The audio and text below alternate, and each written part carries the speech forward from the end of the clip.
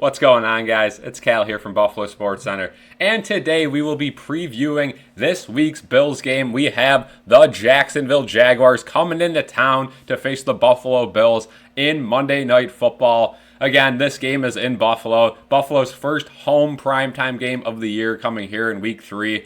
And boy, oh boy, do the Bills look good, right? Coming off a commanding 31-10 win over the Dolphins. Now again, Tua got hurt in that game, but the Bills were still going to win that game even if he didn't.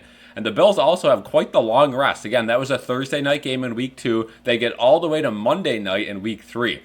Now, the Jacksonville Jaguars have been quite the opposite story. They're 0-2. Last week, they lost to the Browns in a close defensive battle, 18-13. I got to say, the Jaguars do not look good right now. But if there's one team they could beat, it's the Bills.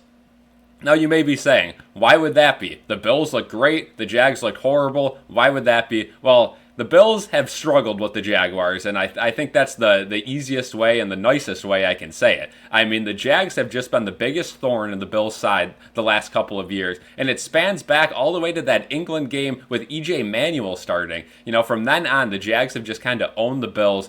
They just match up well against the Bills. So this game will definitely be close. Again, the spread right now is Bills by 6, but I don't know about that one. I think it might be a close one. So let's get into some stats here. Last game, James Cook was the star of the show. 3 touchdowns, 2 rushing touchdowns, and 78 rushing yards. Again, he was just a monster out there. 3 total touchdowns. I mean, fantasy owners of James Cook certainly had a day. And Josh Allen, well, he didn't have to do too much at all. I mean, he only had 139 passing yards, 1 touchdown. That injury with his hand forced him to drop a 3rd-and-1 snap, which ended up forcing the Bills to punt. Other than that, though, the hand didn't really come into a factor. And I think it was great to see that Josh Allen didn't have to do too much. I think he only had to rush once, and he very smartly slid down after a couple yards. So he got a lot of rest in that game. So hopefully that hand continues to heal and he doesn't re-injure it this week. Now let's switch over to the Bills defense, because if the Bills offense wasn't great enough in that game, the Bills defense certainly was. 2 picks in the first quarter. I mean, Tua is not a quarterback that would do something like that. I mean, again, if you're facing a quarterback like Bryce Young, per se, maybe, okay, whatever. If you're facing a backup, whatever. But Tua is not the type of quarterback to throw 2 picks in the 1 quarter. So that is very good from this Bills defense. Speaking of 2 picks, Jamarcus Ingram had 2 picks out of the 3 in total. Jamarcus Ingram, again, one of those guys who started off rough in Week 1, but, definitely got stronger as the game went on. And Week 2, he just looked great. He had those 2 picks, and of course, the big one was the pick 6 that A.J. Epinesa forced, wrestled Tua to the ground. Tua, I don't know what he was thinking, just chucked the ball up. Jamarcus Ingram was right there on the sideline to take it for 6. So a great game from Ingram. The Bills only had 2 sacks in this game, which, again, that's all right. Greg Rousseau, I thought, looked really good. I really see Greg Rousseau having a breakout year this season. Again, there's all this talk every year, right? Greg Rousseau is going to be the guy. We heard it last year too, but I think this year's certainly going to be the year where Greg Rousseau takes that next step.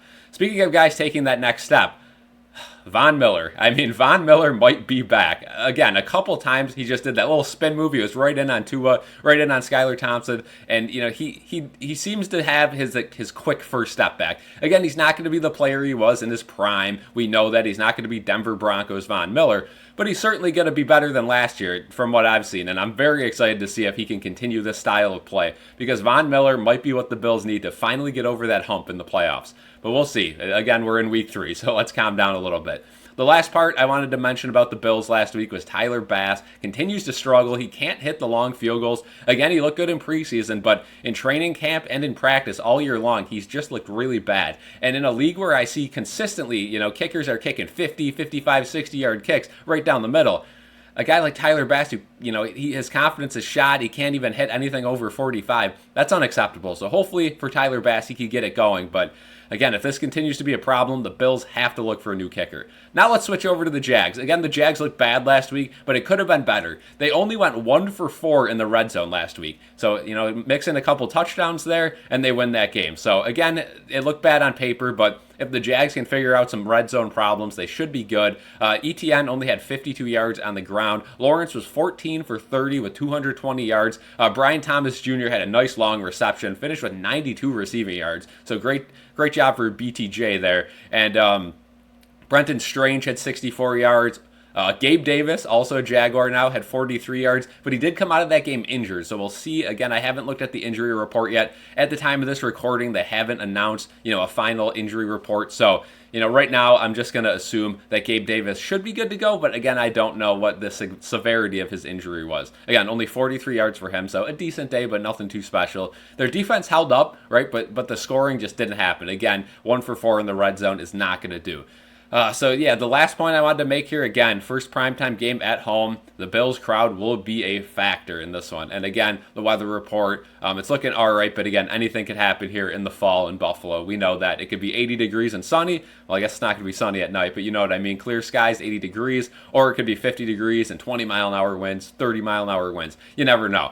But that is it for now. Now let's take a look what the BSC panel has to say about this game. Allen and the Bills need a score and a 2-point conversion to keep this in the realm of hope. Allen himself stopped right at the goal line, and he shoved past it for the touchdown.